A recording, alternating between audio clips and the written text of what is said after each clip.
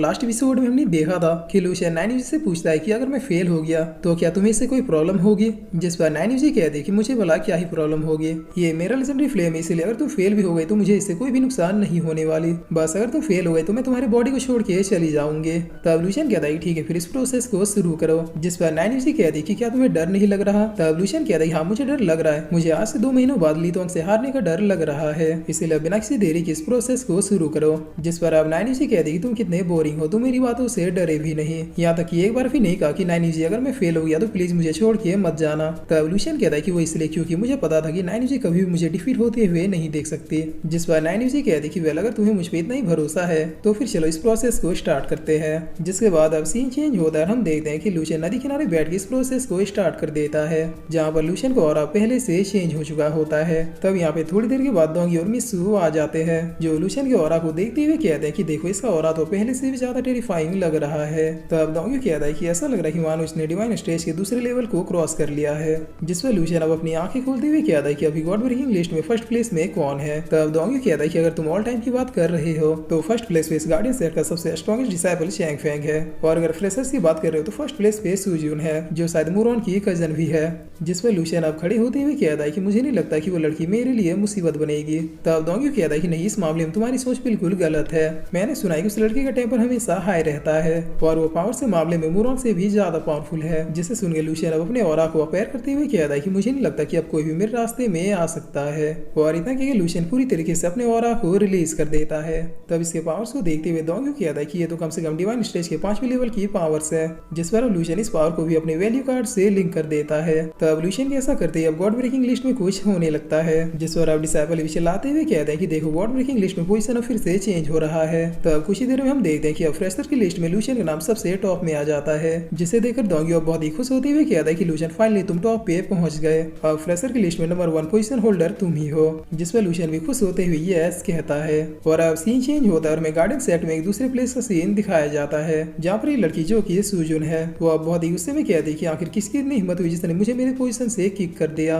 मुझे अभी के अभी जाके उस पर्सन को सबक सिखाना है। तब ये लेडी कहती है कि जूनियर शांत हो जाओ, गॉड ब्रेकिंग लिस्ट तो बस रिवॉर्ड पाने का जरिया है। मैं ऐसे बहुत से डिसाइपल जानती हूँ जो कि तुमसे भी ज्यादा पावरफुल है, लेकिन उनका नाम गॉड ब्रेकिंग लिस्ट में नहीं है, इसलिए तुम इस बात को दिल पे नहीं लेनी चाहिए। तुम दोबारा हार्डवर्क करो, मुझे यकीन है कि तुम फिर से टॉप में पहुंच जाओगे। तब सुजून इस लेडी से कहती है ठीक है मैं आपकी बातों को मान लेती हूँ। जिस पर अब सुजून के घर के बाहर हम 2 लड़कों को देखते हैं, जिसमें से ये लड़का कहता है कि बॉस मेरे ख्याल से ये बिल्कुल राइट टाइम है, आपको उस फ्रेशर डिसाइपल लूशियन को डिफीट करके फर्स्ट पोजीशन को अचीव कर लेना चाहिए। तब ये लड़का कहता है कि अच्छा तो उस फ्रेशर का नाम लूशियन है, चलो अब जल्दी उससे मुलाकात करते हैं। और अब सीन चेंज होता है और हमें एक माउंटेन का सीन दिखाया जाता है, जहाँ पर ये 5 पहुंच चुके थे। तब थोड़ी देर में यहाँ पे एल्डर दोंग आते हुए कहते हैं कि तुम लोग काफी जल्दी आ गए, जिस पर सारे लोग अब एल्डर दोंग को ग्रीट करते हैं। तब एल्डर दोंग अब छुटकी बजा के यहाँ पे एक पोर्टल को ओपन करने लगते हैं और करते हुए कहते हैं कि सोल टेम्पल में तुम लोगों का स्वागत है।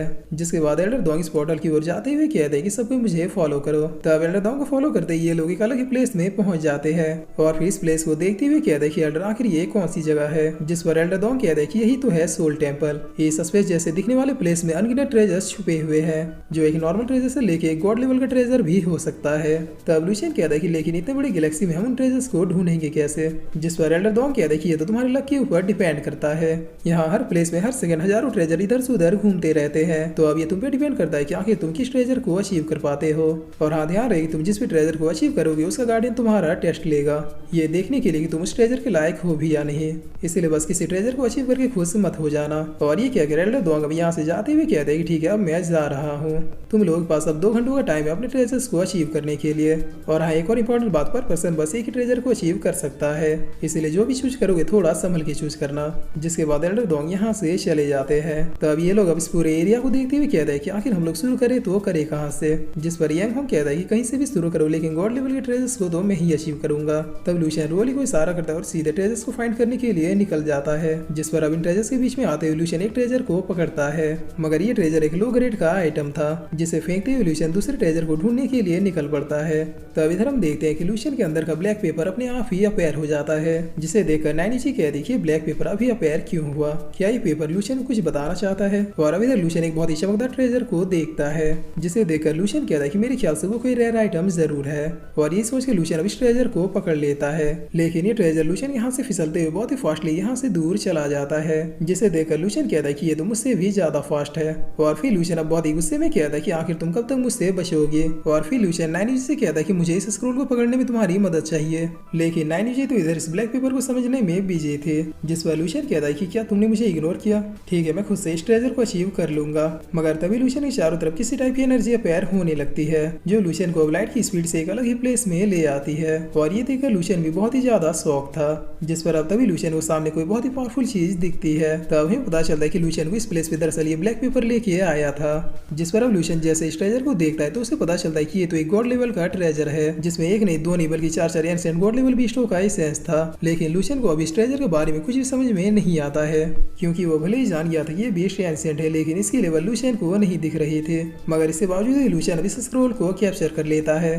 तब इस स्क्रोल को टच करते ही इधर एल्डर डॉन्ग को पता चल जाता है कि किसी ने गॉड लेवल स्क्रोल को अचीव कर लिया है। तब एल्डर डॉन्ग तुरंत ही अपनी पावर से उस पर्सन को देखते हैं और देखते हुए कहते हैं कि वेल, जैसा कि मैंने एक्सपेक्ट किया था, इसी लड़के ने कॉन्स्टेलेशन सूत्रा को अचीव किया है।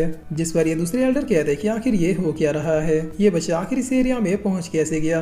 मुझे पूरा यकीन है कि हम एल्डरों के अलावा कोई भी इस प्लेस में नहीं जा सकता, तो फिर ये बच्चा इतने कम समय में इतने सटीक तरीके से इस प्लेस में कैसे पहुंच गया? जिस पर बाकी के एल्डर्स कहते हैं कि मास्टर, हमें लग रहा है कि कोई उस लड़के की हेल्प कर रहा है। तब एल्डर डॉन्ग भी कहते हैं कि हाँ, ये हो सकता है, क्योंकि कोई भी डिसेबल चाहे कितना पावरफुल क्यों ना हो, लेकिन उस एरिया तक पहुंचते पहुंचते उसकी सारी एनर्जी ड्रेन हो जाएगी और वो इस स्क्रोल को टच करने के लायक भी नहीं बचेगा। और फिर एल्डर डॉन्ग बहुत ही हंसते हुए कहते हैं कि ये लड़का तो मेरी भी सोच को मात दे रहा है, लेकिन अब ये देखने वाली बात होगी कि क्या वाकई में ये लड़का इस स्क्रोल को डिजर्व करता है। तो अब इधर हम देखते हैं कि लूशियन अब इस स्क्रोल के अंदर पहुंच जाता है, जहाँ पर इसका गार्डियन अब अवेक होते हुए कहता है कि अगर तुम्हें गॉड लेवल ट्रेजर चाहिए तो फिर उसके लिए तुम्हें मुझे डिफीट करना होगा। और इतना कह के ये गार्डियन अब सीधे लूशियन के ऊपर अटैक करने के लिए बढ़ जाता है। तब लूशियन इससे पहले कि इसके मूव को समझ पाता, ये गार्डियन लूशियन को एक पंच मारते हुए पीछे कर देता है। तब लूशियन कहता है कि लगता है मुझे नाइनयूजी को फिर से मनाना होगा। और ये कहकर लूशियन अपनी आंखों को बंद करता हुआ सीधे अपने माइंड कॉन्शियसनेस के अंदर चला आता है और आते हुए कहता है कि मेरी प्यारी नाइनयूजी, मुझे तुम्हारी पावर्स की जरूरत है। जिस पर नाइनयूजी कहती है कि लेकिन मेरा अभी हेल्प करने का कोई भी मूड नहीं है। तब लूशियन अब बहुत ही फनी तरीके से इस ब्लैक पेपर के पास आते हुए कहता है कि ब्लैक पेपर गॉड, प्लीज मेरी हेल्प कीजिए, आपने हमेशा ही मेरी हेल्प की है। जिस पर नाइनयूजी कहती है कि जरा देखो इस बेशरम को, इसने तुरंत ही पार्टी बदल ली। और फिर नाइनयूजी कहती है कि ध्यान से सुनो, तुम उस गार्डियन को तभी डिफीट कर पाओगे जब तुम उसके और इस स्क्रोल के बीच के कनेक्शन को कट कर दोगे, क्योंकि एट द एंड ये गार्डियन इस स्क्रोल की पावर से ही अवेक हुआ है। तो अब ये सुनकर लूशियन अब नाइनयूजी के पास आते हुए बहुत ही प्यार से कहता है कि मेरी प्यारी दुलारी राजकुमारी नाइनयूजी, क्या तुम मुझे बस इतना बता सकते हो कि आखिर जो अभी तुमने कहा वो करते कैसे है? जिसे सुनकर नाइनयूजी अब बहुत ही गुस्से में लूशियन को एक चमाट मारते हुए कहती है कि अगर सब कुछ मैं ही बताऊं तो फिर तुम अपना दिमाग बेच क्यों नहीं देते। और फिर इसी के साथ ये एपिसोड यहीं पे खत्म होता है।